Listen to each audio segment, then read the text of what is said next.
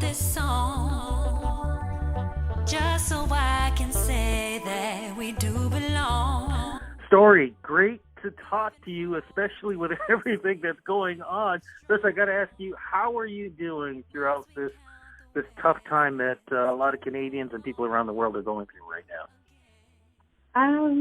It's a bit up and down, but I think I'm doing well, actually. Fantastic. Getting well. Now, are you not feeling well? Just wanted to ask. Just want to make sure you're doing okay. No, I'm feeling fine health-wise. A little bummed about a bunch of stuff kind of being canceled, and I kind of felt like my momentum was, stopped a little bit. I think a lot of people is, right? But I'm in good spirits, surprisingly. Well, that's good to hear. I know how you're feeling because for myself, I was actually flying in. I actually flew into Saskatoon on Thursday, the week of the Juno Awards, found out about it, that it was canceled when we landed, and literally had to fly right back out again. Oh, man. Yeah, I almost got on a flight that day, too, and luckily I found out like 2 hours before my flight, so I was able to not go to the airport. But yeah, it was a huge shock, and but I get it, like health is first, and I always have said that. So absolutely. You kind of mentioned it about a minute or so, but I'm going to ask you again. What is it like for you being a Juno nominee and then not having this great event happen? It's the showcase for Canadians, and because of everything that's going on, which I think they made the right decision, they had to cancel. Well, I'm devastated because honestly, it's my first nomination, right? So this was my first time getting to experience the Junos. And my album just came out, and I just got off tour, actually. So I just got off tour at a really great time because I think the States is closing everything off because I was just down there. And, I just felt like a lot of momentum was picking up. I just got a booking agent, and, I was going to be in the Juno Fest, and I was like so excited to walk the red carpet. I had all my dresses ready and everything. And, it halts your momentum. It halts work. Like currently I'm unemployed, I guess you could say, because I don't have, I don't have any jobs currently at the moment. So I'm just really taking this time to, meditate and recalibrate and do online logistics, and, life doesn't have to stop. It just looks a little bit different right now, but, hopefully we'll get to honor all the Juno nominations and winners in a different way. I'm not sure how they're planning on doing that, but I'm sure it'll be fun. The universe, I always believe that everything happens for a reason. So I like to stick with that. We tell ourselves stories, and it's always more beneficial to tell ourselves a positive story, right? Absolutely. Now, remind me again, you're up for Best Reggae Recording, I do believe? Yeah. How did you get into this music business, and why reggae music? Why the love of that? So my album is actually not reggae, the one that came out in February. But I love all genres of music. If you listen to my album, you'll hear a bunch of different genres as well mixed in together. I grew up singing the ballads, like the diva ballads of the 90s, Whitney Houston, Celine Dion, Shania Twain, and then I got into hip hop and R&B, and then I was in a gospel choir, and then I studied opera in university, and then I went to Jamaica and I started doing reggae music and dance hall, and then so I've done all kinds of genres of music, and I definitely combine all these genres together, and I don't like to be kind of put into a box. And so I had gone to Jamaica to do a cleanse with one of my friends. He does these herbal cleanses and juice cleanses, and I was supposed to go down for a month to do that. And he's like, hey, I know Sly from Sly and Robbie, and would you like to meet him? You know, maybe he would want to do something.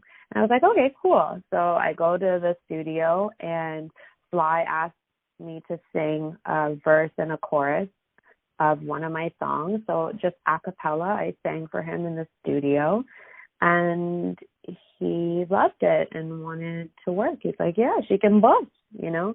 So we started working together, and that's how Another Man ended up happening, and they released it last year. But I had written the song like 2 years prior to that. So what's this, Another Man, what's it about? It's about another man. So no, it's basically about having two men. It's about having two partners and one not knowing about the other, but you not wanting to let go of either of them. Got another man in my life.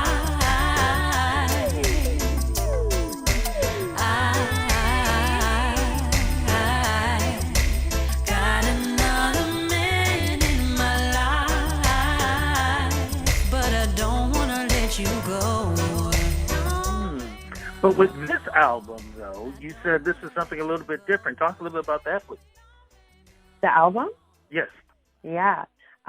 So this is my debut album. It's called Chapter 3, The Come Up. It came out on February 20th. And I wrote and produced the entire album myself with the help of my friend Yotam Baum, who is a classical pianist. And him and I wrote all the songs on it together. And it's basically a concept album. It's about a woman trying to leave the sex industry and get into the music industry, only to realize that both are equally misogynistic and problematic. And she grapples with her relationship with her mother, her family, romantic relationships, her career, and with money. And that woman is me. And that is from my life experience. That is amazing. Was it hard for you to be able to express your life through your music? I mean, because it is a personal story that you're telling everybody. Yeah, one, it's very therapeutic. So I really, it was kind of a purge in a way to write these songs. And putting them out to the world was difficult because my family, some of them didn't know, what had happened to me, because I was coerced into that industry, right? For many years, and my boyfriend took all my money, and it was a very hard time for me. So, so when the album came out, a lot of my family, like extended family and stuff, they found out, and I haven't seen them yet. I haven't actually gone to a family event yet since all of this. So it's a little bit scary, putting yourself out there like that. But I feel like it's done more good because I've had so many women and even men and all kinds of people come up to tell me how moved they've been, how inspired they've been. A lot of people have told me some really traumatic stuff that have happened in their life that they've never shared with anybody because they felt shame or regret or guilt surrounding that, incident. And the fact that they were able to open up to me just from me singing a few songs, that's very powerful. And, I did a show in Detroit and I got a standing ovation, and people there were just so moved, and they were like, wow, I felt every ounce of pain in your voice.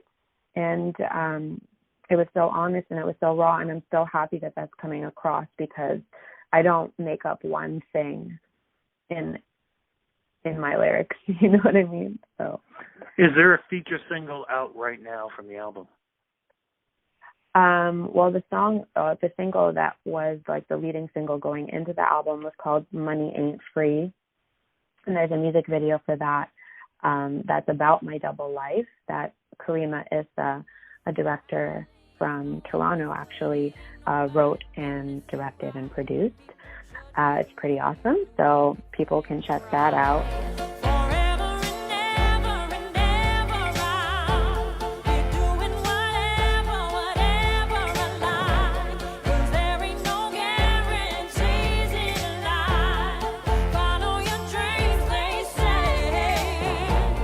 I also have a clay animation that's coming out that I wrote, directed, animated, and edited with two friends of mine. Took 4 months for us to do it this summer. It's been in 8 festivals now, film festivals, and it's finally going to be released to the public in a few days. It's called Up. And then I would say on the album, two of my favorite songs would be Bow Down, which is a very powerful anthem for women, and a ballad called A Lost Find. For anybody who may be going through the same thing that you've gone through, what can you say to them? Any advice, or even better still, anything you'd say to them, but hopefully that they can get through the pain and get to the light? Yeah, well, the thing is that nothing is permanent. So everything, whether it's good or bad, doesn't last forever, So we just have to roll with the waves, and you can get through a really bad situation. It doesn't define you. It doesn't say who you are. Often we think that these things mark us, and they do. They can affect us for life. They can change us, but they can change us for the better. As I said before, we choose our narrative. So I would just say that, don't have shame, don't have regret, don't have guilt, because these things keep us in these negative spaces longer. Own who you are and find a support system. If it's not your family, find friends, find, support groups. I went to Codependence Anonymous for many years. Find a therapist, whatever it is, find somebody who can support you. And go ahead. Sorry, no, I interrupted you. Please finish. No, it's fine. I'm good. I'm pretty much done. Well, I was going to say, and anything you want to say for folks right now who, as we speak, are, on lockdown, a lot of them, and, there's a lot of fear going on in the world, and, some people are handling it well and some people aren't. What do you want to say to them? Again, this too shall pass. It's really, I know it kind of seems cliche to say that, but it's the truth. I just feel like it's a great time to meditate and become more self-aware. The world is on pause, and instead of being in the hysterical kind of frenzy, we can just calm ourselves and be really present to, the things that really matter in life. Because our world is often just very busy. We're always so busy. I know myself, I'm busy, and sometimes I'm not even in a place, even though I'm in a place, if that makes any sense. I remember I was at this event, and I'm about to go up to perform, and my mother had come in the door, and she was like, "Oh, I got to get something from the car." I'm like, "Okay, cool." And my friend says to me, "Oh, your mother looks really great." And I couldn't even remember what my mom was wearing or what she looked like. Even though I had seen her, I couldn't remember because I hadn't really seen her. I was still in my head with all the things that I had to do before I go on stage and this and that. And I was like, man, I need to really be more present. I don't want to be that person who's not really in my world.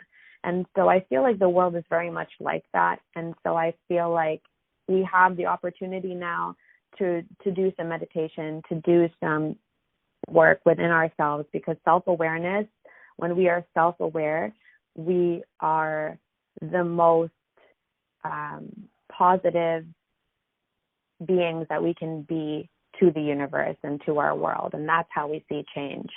So I just say, people should just take care, be healthy, be grateful that you are healthy if you are, and take this time to just relax and do some introspection. Well, once we hit that start button again, I know you'll be back on tour and performing. Know everything that's happening with you. Social media, extremely important to follow right now. Where can we go to follow you? You can find me everywhere at Story Music, so with 2 R's, STORRY music. If you go to storymusic.com, you can also sign up to my email list. That's probably the best way because, with social media algorithms, sometimes you don't see people's posts. But if there's, if they can, sign up to my email list, then they'll be sure to find out about any updates. I'm hoping to do a live concert online soon for everybody. So, follow and subscribe and all that good stuff, and they'll be able to see all of that when it happens. Story, thank you so much for making time for me. Like I said, I know this is some crazy times right now, but it's great to have a chance to talk to you about your story. Very inspiring. I think it's something a lot of people need, especially listening to your music, because I know people will definitely enjoy that too. And just looking forward to everything once we get things rolling again to see you live and bringing people together again. Thank you so much for the interview. Thank you. Take care.